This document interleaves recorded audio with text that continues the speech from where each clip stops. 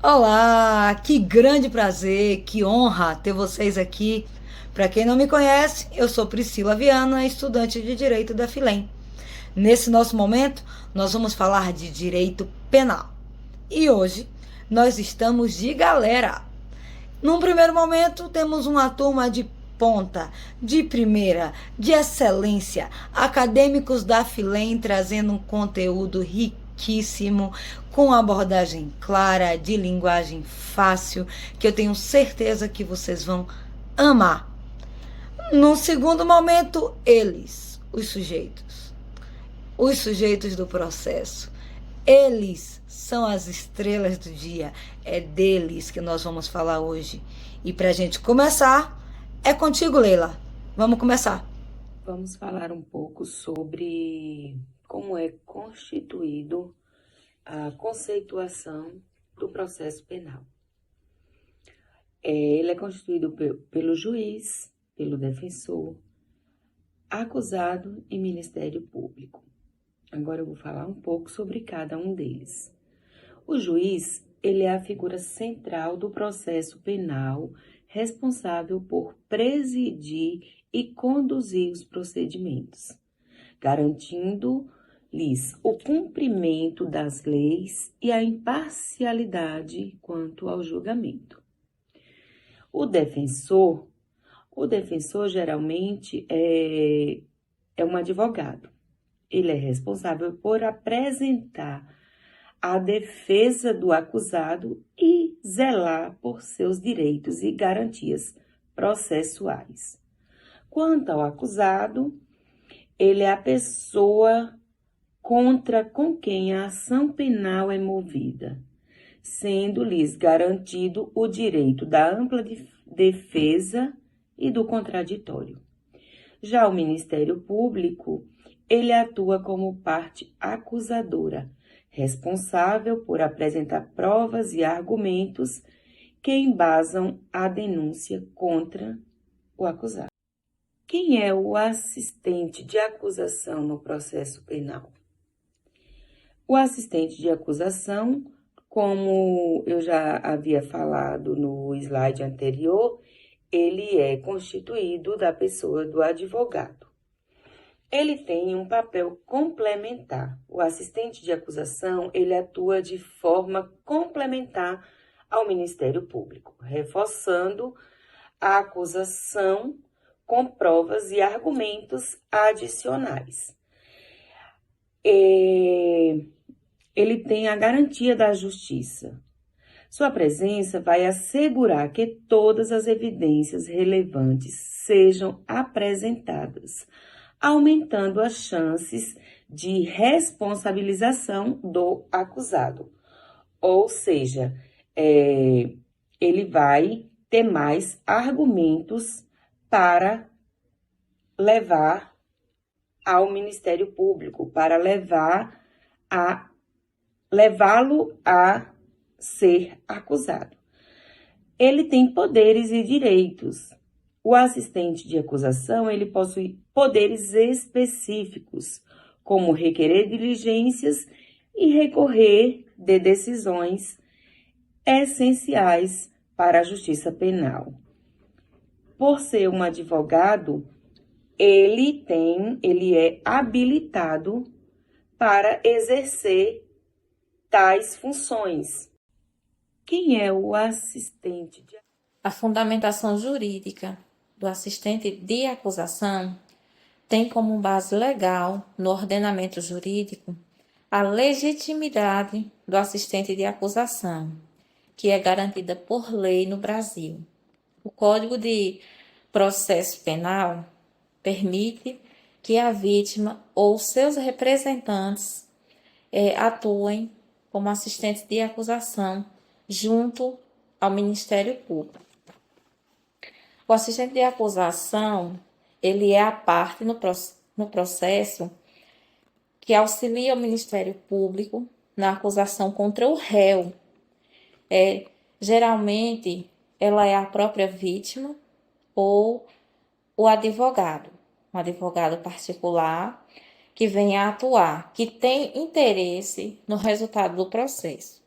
Essa definição do assistente de acusação está prevista nos artigos 268 ao 273 do CPP. O assistente de acusação não substitui o Ministério Público. Ele apenas atua de forma complementar, auxiliando na formulação de perguntas, na produção de provas, e na apresentação de alegações finais.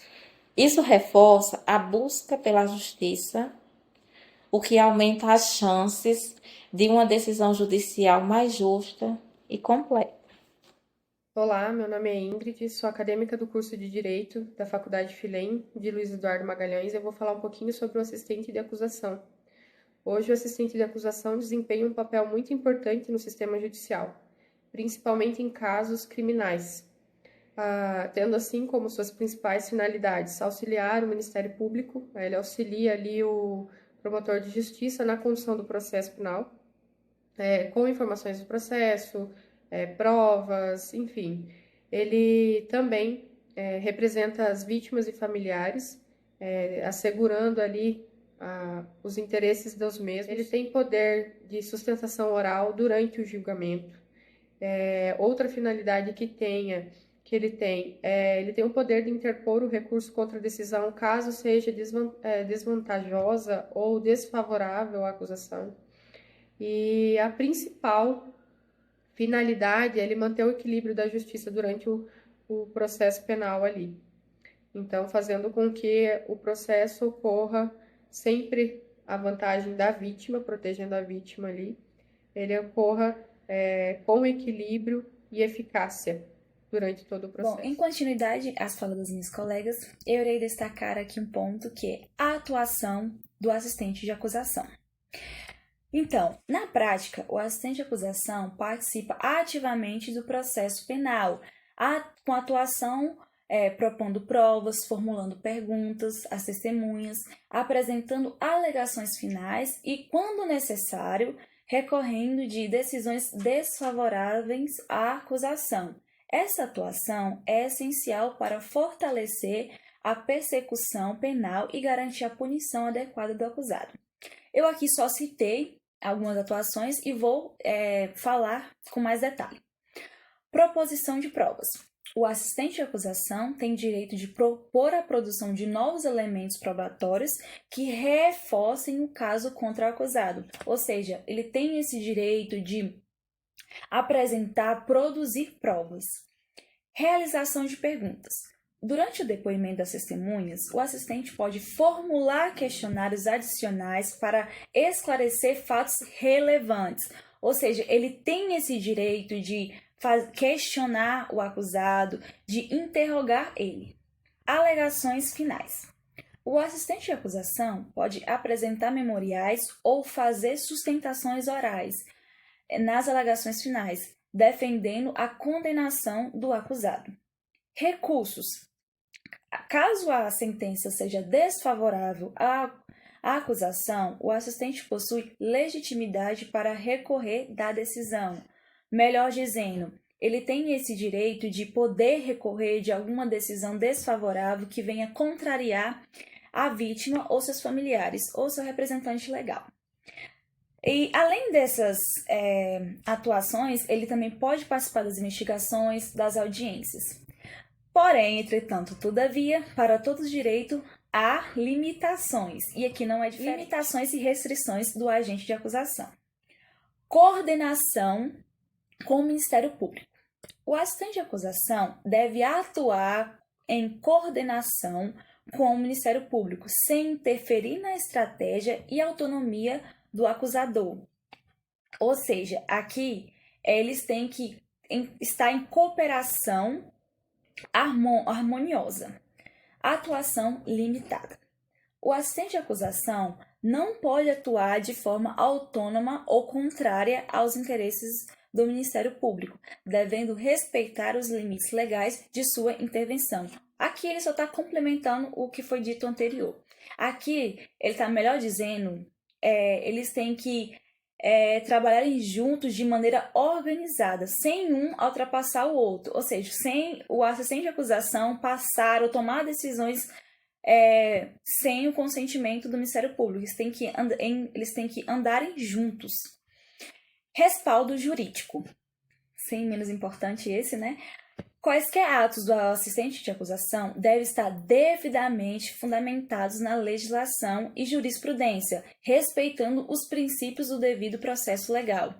Melhor dizendo aqui, todos os atos do assistente de acusação têm que estar previstos em lei. Que gostoso, né? Que delícia saber mais sobre o direito, conhecer os sujeitos do processo, entender qual que é a função, a finalidade, a importância, a aplicação do assistente de acusação. Nossa, que jornada maravilhosa! Para fechar, a gente precisa entender que o assistente de acusação, ele vai assegurar 3 coisinhas básicas: equidade, que é a igualdade processual entre as partes; a justiça, garantir que a justiça seja cumprida da melhor maneira possível; e equilíbrio processual. Se a gente gravar esses 3 pilares, a gente vai entender o exato papel do assistente de acusação. Nós ficamos por aqui. Desejamos um excelente aprendizado e até a próxima!